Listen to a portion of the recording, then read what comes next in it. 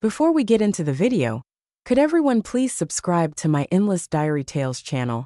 Thank you so much. In my previous life, my wife suddenly had a heart attack and was taken to the hospital by a colleague. By the time I arrived at the hospital, my wife had already passed away. I couldn't accept this blow and fainted. When I woke up again, my wife had already been cremated. There was no time to grieve as debt collectors came knocking on my door.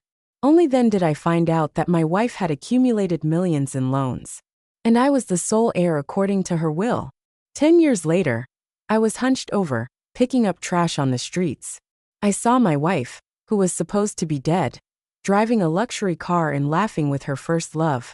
She smiled and threw down a $100 bill, thanking me for my efforts. My body had long been worn out from exhaustion, and I died on the spot from anger. When I opened my eyes again, I had returned to the day my wife had a heart attack. Chapter 1. Brother-in-law, you need to restrain your grief and take care of yourself. We did our best to save her, but Sister Melissa still. Gloria, Melissa's best friend and attending physician, spoke regretfully, using some medical terms I didn't understand. She helped me sit on the sofa. Brother-in-law, you better not look. I'm afraid you can't bear it. I looked at my still youthful self in the glass opposite, without the scars from long-term labor on my hands. After taking a few deep breaths, I finally confirmed my rebirth. In my previous life, when I received the news of Melissa Wu's heart attack, I rushed to the hospital, running 3 red lights along the way, but still arrived a step too late. Holding the death certificate, I regretted it endlessly, banging my head against the wall, blaming myself for not personally taking Melissa to work. Maybe it was the excessive grief, or maybe it was from banging my head. I fainted in the hospital. When I woke up, Melissa had already been cremated, leaving me with only a small urn of ashes. I hugged the urn at home, refusing to eat or drink, but what came instead were several lawyers with major loan companies knocking on my door. It was only then that I found out I was the sole heir in Melissa's will. I struggled to get a grip on the financial situation. I discovered that Melissa's company had been sold by my mother-in-law, Laura, leaving me with millions in loans. The house was soon forcibly auctioned by the court. I had nowhere to go, and when I sought help from Laura, she refused to see me. The following days were extremely difficult. I lived in a small shed with debt collectors coming to my door almost every day. To survive and repay the debt, I worked 4 jobs daily, but even after court enforcement, I could barely make ends meet and had to endure illnesses without treatment. Until one day, while picking up trash, I saw Melissa, who had been dead for 10 years, driving a car and laughing with her first love. I rushed up to take a closer look. Melissa made no effort to hide her identity, mocking me for looking 70 at 40, and threw me a $100 bill, thanking me for my efforts over the past 10 years. I died on the spot from anger, while Melissa drove away, as if she hadn't seen anything. Thinking of this, I made a decision. In my previous life, you faked your death. This time, I will make you truly dead. Chapter 2. Gloria kept urging me to drink water, but I came to my senses and didn't drink it, because I remembered that in my previous life, I fainted after drinking this glass of water. I was almost 100% sure there was something in it to make me miss Melissa's cremation. I put down the glass of water and walked to Melissa's bedside, ignoring Gloria's obstruction. Although I lifted the sheet, Melissa's face was rosy, and her breathing looked smooth. It was only in my previous life that I was too sad and too foolish to notice this. I raised my hand and slapped Melissa's face hard. Melissa didn't move an inch. It seemed she was afraid I would find out, so she was directly anesthetized. This was even better for my plan. Gloria screamed, thinking I had discovered Melissa was pretending. Brother-in-law, you can't be so harsh even if you're angry. We can explain everything. Thinking of the pain in my previous life, my anger surged, but I didn't stop hitting Melissa hard all over her body. Seeing Gloria on the verge of breaking down, I acted like I hated Melissa for not living up to my expectations. I told you not to stay up late to get a checkup. Why didn't you listen to me? What am I supposed to do now that you left me alone? Gloria thought I hadn't discovered anything, believing I was just expressing my grief through hitting.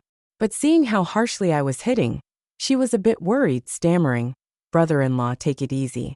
Sister Melissa will feel pain." I stopped, looking at Gloria like she was an idiot. "Why, Gloria? Do newly dead people feel pain?" Gloria swallowed, regretting her words, and awkwardly forced a smile. "No, I just..." She couldn't finish her sentence. Not wanting to argue with her, I directly took out my phone and dialed a number. "Yes, I want to donate organs here. Just died recently. Come quickly." Gloria wanted to stop me, but due to her position, she quickly took out her phone and sent a message. Chapter 3. The people from the organ donation office arrived within minutes. I put on a sorrowful expression. My wife was always a kind person. With this unexpected death, I hope her life can continue by saving more people. The doctor from the donation office shook my hand firmly. "I thank you on behalf of those families. May I ask which organs you want to donate?"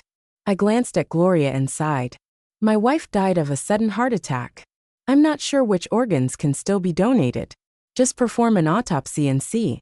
If there are no usable organs, then donate her body for medical research. Gloria blocked the bed. "No, brother-in-law. Melissa didn't want to donate her organs. She told me this before. We must respect her wishes." I wiped away my tears. "Gloria, I am Melissa's husband. I can make this decision. You and Melissa are just good friends without blood ties. We both know who has the final say here. Besides, every minute you delay means more organ deterioration. You're a doctor too. Don't you want to save lives?" "Yes, Dr. Gloria, please step aside." The organ donation staff echoed. Gloria refused to move. "I just contacted Aunt Wu. You should at least let her see Melissa one last time." So she had informed Laura. I nodded in agreement. I never intended to donate Melissa's organs, because I knew she would be discovered alive as soon as her chest was opened. My goal wasn't to expose her fake death. Instead, I wanted Melissa to make the fake play turn real. I did all this simply to force out Victor or maybe Laura.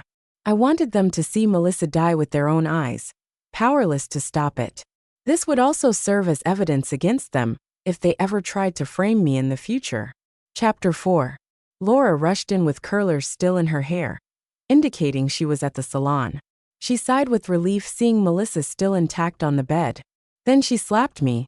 "What's the use of you? What bad luck did Melissa have to marry you? My daughter died because of you, and you still want to dissect her. If anyone touches a hair on my daughter's head today, I'll kill their whole family." Laura forcefully drove the organ donation staff away. "No donations, no donations. Go harm someone else." The organ donation staff left reluctantly, having no choice. Gloria breathed a sigh of relief and covered Melissa with a white cloth. Laura sat on the sofa and continued to curse me. "You worthless scum. Your wife is dead. And instead of mourning and burying her, you want to use her for medical research? Do you still want to be a silent teacher? You want to cut my daughter into pieces? If you want to be a good person, donate yourself. You can die now and I'll donate all of you holding my face." I sighed heavily. "Mom, I'm sorry. I was just trying to." Before I could finish, Laura slapped me again. "Don't even think about it. Now go back. I'll take my daughter to the crematorium later." I fell silent, kneeling on the floor, humbly handing the water Gloria had brought me to Laura. Laura, not suspecting anything, drank it in one gulp due to her dry mouth from all the yelling. Gloria didn't have time to stop her. Within minutes of drinking, Laura fell asleep. Cold sweat immediately broke out on Gloria's face again. She stammered, "Brother-in-law, you're not thinking of donating organs again, are you?" Chapter 5. I shook my head and laid Laura flat on the sofa. "Of course not. Mom said no, so I won't continue." Gloria sighed in relief. "Aunt Wu suddenly fainting might not be a good sign. You should take her to the emergency room quickly. I'll arrange for Sister Melissa's cremation myself." "How can that be? It's not right to trouble you with this. You're a doctor and know more than I do. You should take care of my mother while I handle the cremation." With that, I contacted the crematorium and asked them to come immediately. Gloria tried to argue. "There's no rush for the cremation. Let's wait until Aunt Wu wakes up. Sister Melissa isn't going anywhere." I replied, "Gloria, Melissa is already dead. The living are more important than the dead. You and Melissa were as close as sisters. But today you're not even sad and keep saying strange things. What exactly do you want? Gloria was frantic, like a cat on a hot tin roof, trying desperately to wake Laura. But Laura remained unconscious. By the time the crematorium staff had taken Melissa away, Gloria couldn't hold back any longer. She grabbed my sleeve, her voice hoarse. Brother-in-law, I think I just saw Sister Melissa move. Let's try to save her. I held the death certificate in front of Gloria. Gloria, think carefully before you speak. Have you considered the consequences if Melissa is actually alive? What responsibility would your hospital bear? And what responsibility would you bear? This is called murder. This is recklessly disregarding human life. I don't know if the hospital can continue operating, but you would definitely go to prison. So think again, did you really see Melissa move? Gloria was at her wit's end, and had no way to refute me. I sneered and shook off her hand, following the crematorium's car. Gloria let out a cry and started making phone calls. Chapter 6. I looked at Melissa lying on the stretcher, and couldn't help but laugh. In my previous life, when I met Melissa on the street, although 10 years had passed, her face looked almost the same, with hardly any signs of aging. I threw myself in front of the car, wanting to recognize her, wanting to see if it was really Melissa, wanting to express my longing for her over the years. Melissa squinted her eyes and took a long time to barely recognize me, laughing. It's you. How come after just 10 years you look older than my grandfather? At that time, my voice was hoarse and I was hunched over, indeed not looking like a 50-year-old. I stuttered, You weren't dead? Melissa and Victor, who was sitting next to her, laughed heartily. I faked my death to get rid of you. Although Melissa didn't finish her sentence, what else was there for me to not understand? If she had asked for a divorce directly, I couldn't have refused. But a direct divorce would have meant splitting her assets with me and gaining a reputation as a cheating woman. Faking her death was different. It not only left all the debts to me, but also allowed her to transfer all assets and boldly be with Victor under a new identity. I was too angry to speak, while Melissa seemed eager to continue mocking me. Actually, at the hospital, I could hear you talking. I still haven't forgotten how you cried. I'm really curious how a man can cry like a goose. It's really funny, ha ha ha ha ha. Amidst her mocking laughter, I clutched my chest and collapsed. Victor exclaimed, Wife, she's not trying to scam us, is she? Let's go quickly. Melissa also shouted about bad luck and drove away, not caring about my life or death. My last memory was watching the car drive away before everything went dark. Chapter 7. I was still immersed in painful memories when I noticed Melissa's fingers seemed to move slightly. It looked like she realized she was about to be cremated, and the anesthesia was wearing off, causing her to start waking up. I urged the driver to go faster. Driver, please hurry up. My mother-in-law is trying to take my wife's body to donate it. I just want my wife to leave and come back whole. The driver acknowledged and stepped on the gas, increasing the speed significantly. I leaned down on Melissa's chest, listening to her steady heartbeat, and said everything I didn't have the chance to say in my previous life. I know you're not dead. I also know you've been cheating and staged this whole act to run away with Victor, leaving me to pay the debts. But I don't hate you. I've decided to respect your wish. Since you want to die, I'll make sure you get cremated as soon as possible. I know you can hear me now, but I'm not sure if you can feel pain. I hope you can, so you can experience the cremation. After all, you might be the first person to be cremated alive. You might be wondering why I'm doing this, or how I know all this. It doesn't matter now, because I've lived through today once before. In my previous life, I believed you as you wished and lived a miserable life. So don't blame me. You owe me this. Melissa's fingers trembled slightly. She couldn't move, but tears started streaming down her face. I wiped away her tears. Already crying? You'll have plenty of time to cry once you're in the crematorium. My phone kept ringing nonstop. It was calls from Gloria and Laura. But right now I was just a grieving man who had lost his wife and had no intention of answering the calls. Chapter 8. Thanks to the driver speeding, we arrived at the crematorium in 20 minutes, a trip that usually took half an hour. However, there were many people at the crematorium today, and it would be at least an hour before it was Melissa's turn. I walked around frantically before finding the person in charge. My wife died suddenly of a heart attack. My mother-in-law fainted upon hearing the news and is now being resuscitated in the hospital. I need to get back to her quickly. Please let me cremate my wife first. I don't want my mother-in-law to suffer too. The crematorium staff had never encountered someone wanting to cut in line for cremation. He hesitated. I understand you're in a hurry, but others have been waiting too. It's not fair to let you cut in line. Despite his words, he subtly extended his hand, indicating he wanted money. Knowing time was of the essence, I took out my phone and transferred him 2,000 yuan. Please help me out. I'm an orphan. My wife and mother-in-law have been very good to me. I can't lose my mother-in-law too. With the added incentive, Melissa successfully cut the line and was pushed into the cremation chamber within 10 minutes. Just as the staff was about to press the incineration button, I stopped him. I couldn't let him become an accomplice, and I wanted to take my revenge personally.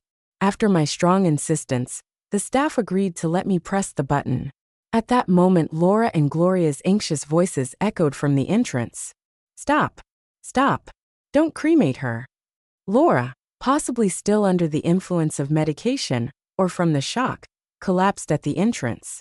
Stop! Bring my daughter out. Gloria grabbed my hand as I was about to press the incineration button. Brother-in-law, wait. Aunt Wu has something to say to Melissa. Laura, panting heavily, shouted. Get out! I won't let you cremate my daughter. I'll do it myself. You take her out. At this critical moment, they still wanted to continue their fake death plan. I knelt down, speaking sorrowfully. Mom, Melissa is gone. Let's let her rest in peace. I am Melissa's husband. I won't leave. Our argument drew the attention of many onlookers. The staff, puzzled, said, What kind of tragic play is this? The crematorium is no place for this nonsense. He then moved to press the incineration button. Gloria and Laura, desperate, lunged forward to stop him, their faces twisted with desperation. The staff, startled, instinctively stepped aside. Gloria and Laura, unable to stop their momentum, fell onto the button, and flames instantly engulfed Melissa. Chapter 9. Ah! Two screams echoed, and everyone looked at Gloria and Laura, but I kept my eyes fixed on Melissa inside the crematorium. The anesthesia on Melissa must have completely worn off. I vaguely saw her mouth open and her hand stretch out, but unfortunately, the commotion outside was too loud and no one noticed. It was only after a minute that everyone turned back to look at the crematorium. The crematorium staff pointed at the crematorium in amazement, whispering, This is the first time I've seen a hand reach so high. It really looks like a living person. Yeah, usually there's only a slight muscle reaction. It's a good thing it's daytime. Otherwise, I'd think it was a ghost. I wiped away non-existent tears and tried not to let my lips curl up, speaking pitifully. My wife loved her mother-in-law the most.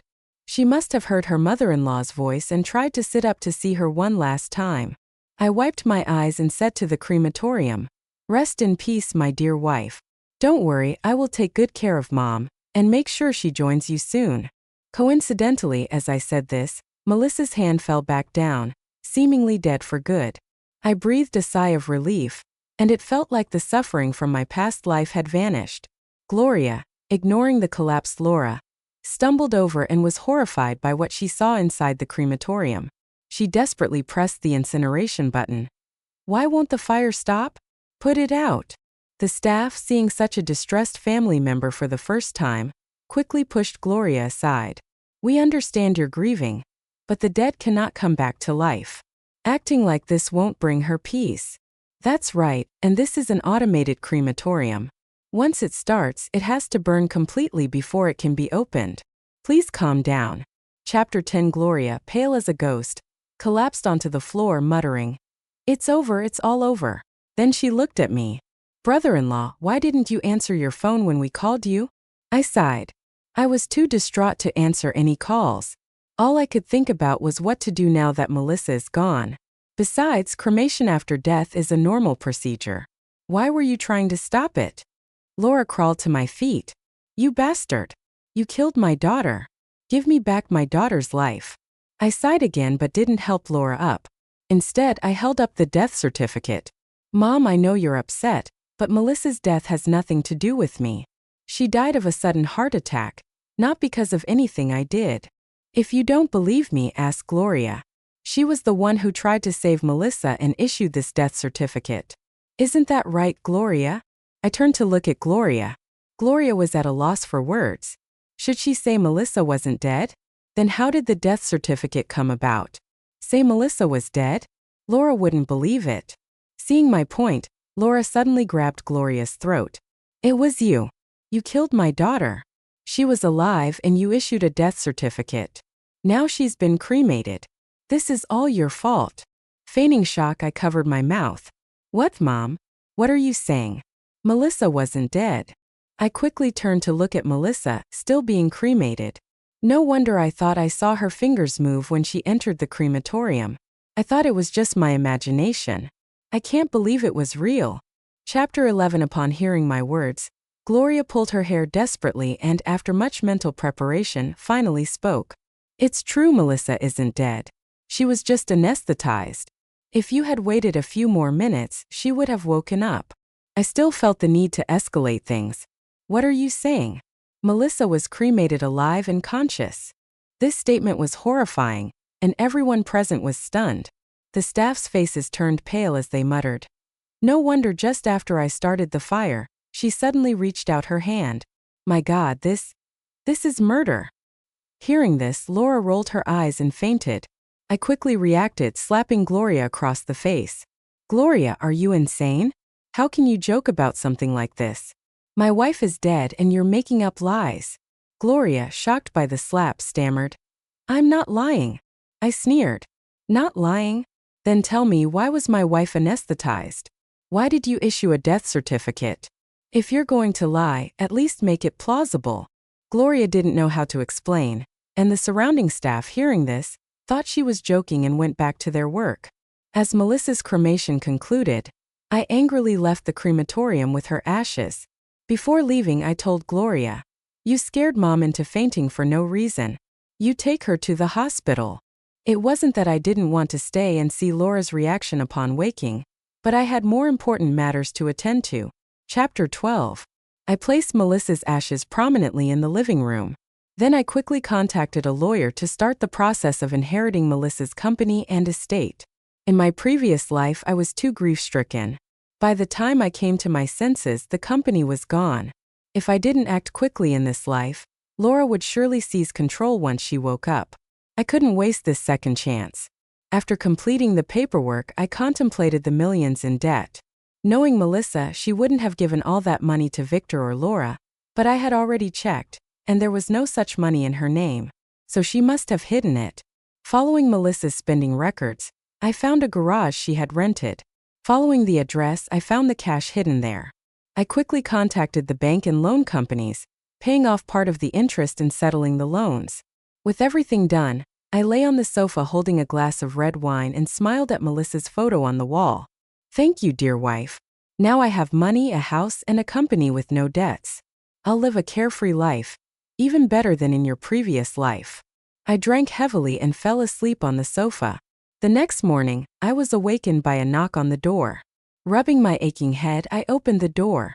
Outside stood Gloria and Laura, accompanied by a man who looked a few years older. It was Victor, looking angry and holding a 6 or 7-year-old boy who resembled Melissa. Was this a child born before our marriage? No wonder Melissa refused to have children after we married. She had already had one with her first love. The three of them looked sorrowful and had dark circles under their eyes, probably from several sleepless nights. They were followed by a few police officers. Chapter 13. Laura walked into the house, pointing at me. Officer, this man cremated my daughter alive. Arrest him and cremate him too so he knows what it feels like. I had anticipated this drama, but I didn't expect it to come so quickly. I sighed. Mom, can you stop making such jokes? I took out the death certificate. Officer, this is my wife's death certificate. My mom couldn't handle the loss and might have some mental issues. The officer looked at the death certificate. This seems fine. I sighed again. My wife and I were married for 3 years, and our relationship was very strong. When she passed away, I didn't want her body to decay, so I cremated her immediately. Was that wrong? Laura clutched her chest. You're lying. My daughter despised you long ago. If Victor hadn't been unable to divorce back then, Melissa would never have married you out of spite. You did it on purpose. You cremated her out of turn just to get her inheritance and company. I confirmed it with the company yesterday. What else do you have to say? I looked incredulous, my eyes red with tears. Mom, you can insult me, but my love for Melissa was real. If we had no feelings for each other, why would she make me the sole heir of her estate? Laura couldn't refute this, so I continued. You say Melissa was still alive. How could such a large hospital fail to determine if a person is dead or alive? Gloria told me herself that Melissa was brain dead, and her heart had stopped. What living person is like that? Chapter 14. Laura signaled Gloria to speak, but Gloria kept her head down. It made sense. If she admitted the death certificate was fake, the consequences would be severe. It was better to stick with the lie. The situation reached a deadlock. Victor tugged on Laura's sleeve and she stopped talking. He sighed. Melissa really wasn't dead. I'm Melissa's boyfriend. We broke up years ago due to a misunderstanding, and she married you out of spite. I recently got divorced and came with my child to find Melissa. She realized she still loved me and wanted to fake her death to leave you. Victor hesitated. But don't blame Melissa. She did it not to hurt you. She was a kind person. Now that Melissa is gone, we just hope you can accept this child and give him the inheritance he deserves. I took a sip of water and mimicked Laura's tone. You're lying. Then I sadly turned to Laura. Mom, I know you didn't get along with Melissa. She didn't leave you anything in her will, so you brought this child to frame Melissa and claim her inheritance. Isn't that right? Laura was almost driven to madness by my words, but for the sake of money, she held back. You're lying. I got along very well with Melissa. This is her child, I'm absolutely sure. I took out Melissa's will. Mom, why are you lying? If you got along well with Melissa, why isn't your name in her will?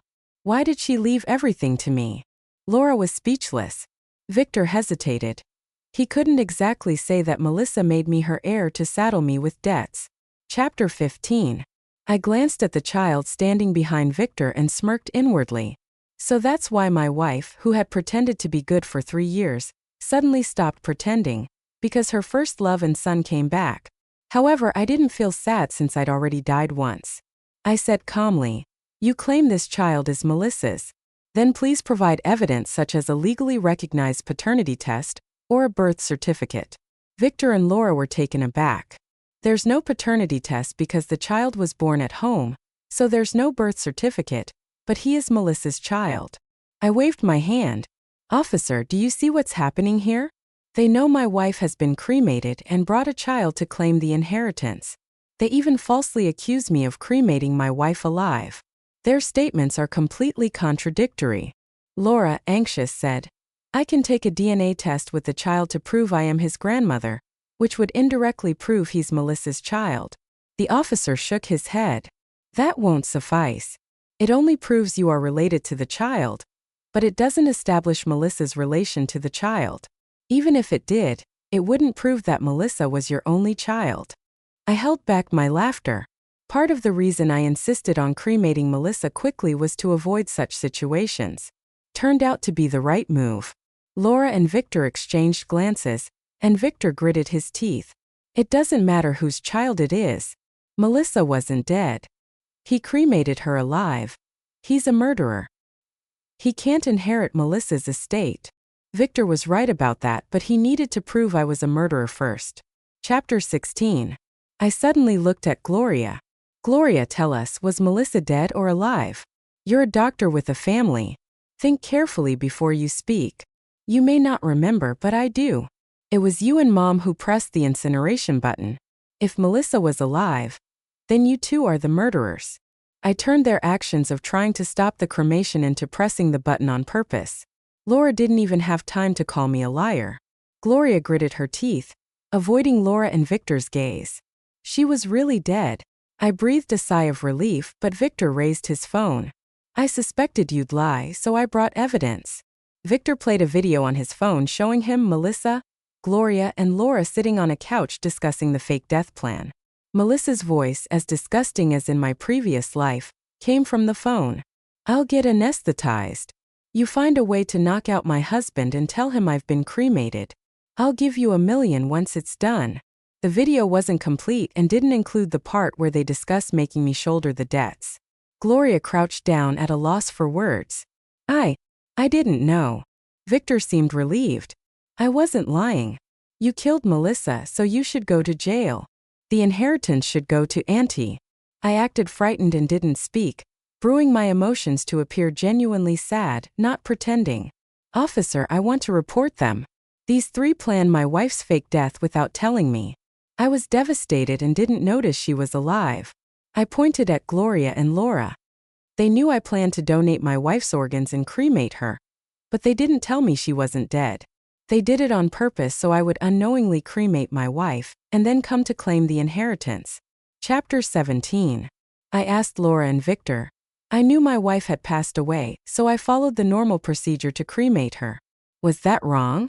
Clearly it wasn't. They hadn't expected me to speak so clearly. They thought I'd break down upon learning the truth and be easily manipulated. But I had already died once. I was no longer the naive and foolish person I was in my previous life. From the moment I woke up, I knew exactly how I would handle each step ahead. With a choked voice I continued, "I wanted to donate her organs, Mom. You were there. Why didn't you tell me the truth when you refused? If it was just about a divorce, why wouldn't I agree? You deceived Melissa, made her believe your lies, and chose to fake her death. Then you deliberately cremated Melissa, making me the villain who sent his own wife to the crematorium. How cruel can you be?" Laura stammered. "Melissa insisted that you must believe it, so I had to stop the organ donation and couldn't tell you the truth. I took out my phone." "Then what about this? You called me on my way to the crematorium, proving you knew I was going to cremate Melissa." I was too heartbroken to answer, "But why didn't you send a message? When I got to the crematorium, Melissa hadn't been cremated yet. Why didn't you tell me the truth then? Instead, you caused a scene and pressed the incineration button yourselves." Laura and Gloria were speechless. But I knew they were confident they had time. They thought they could distract me at the crematorium and still succeed. Desperation breeds bold moves. This drama ended without a conclusion, each side standing firm. The police took us all to the station for temporary detention pending investigation. Chapter 18. After a few days of investigation, the police found out that I was indeed a simple husband unaware of Melissa's affair. I never questioned Melissa's business trips, social engagements, or checked her phone. Neighbors, friends, and colleagues confirmed that we were a loving couple with no signs of discord. The home surveillance showed no arguments between us. The police couldn't know I'd been reborn. Based on the evidence, how could such a loving husband kill his wife, Laura? Gloria and Victor's statements were full of holes. They had countless opportunities to tell me Melissa wasn't dead but waited until after the cremation. Especially Gloria and Laura, who saw Melissa enter the crematorium but still didn't speak up, even pressing the button themselves. They claimed it was unintentional, but who would believe that? Not only that, the initial fake death incident was already extremely alarming. Thus, the investigation concluded that I was an innocent grieving husband, while the other 3 were charged with attempted murder. 6 months later, they were found guilty and sentenced to life imprisonment. Laura wasn't so fortunate. She died of a heart attack upon hearing her sentence. Gloria's husband divorced her and left with their children, devastated by her actions. Rumor has it Gloria attempted suicide several times in prison but failed each time. As for Victor, he contacted me several times begging me to visit him in prison. When I ignored him, he started writing letters pleading with me to raise the child for Melissa's sake. I sent him a letter back informing him that the child had been sent to an orphanage. I am no saint. I couldn't raise the child of someone who conspired to kill my wife. I then sold the house and used the inheritance Melissa left me to buy a larger, better located property. I kept Melissa's ashes with me, believing that if there is an afterlife, she would see how happy I am now.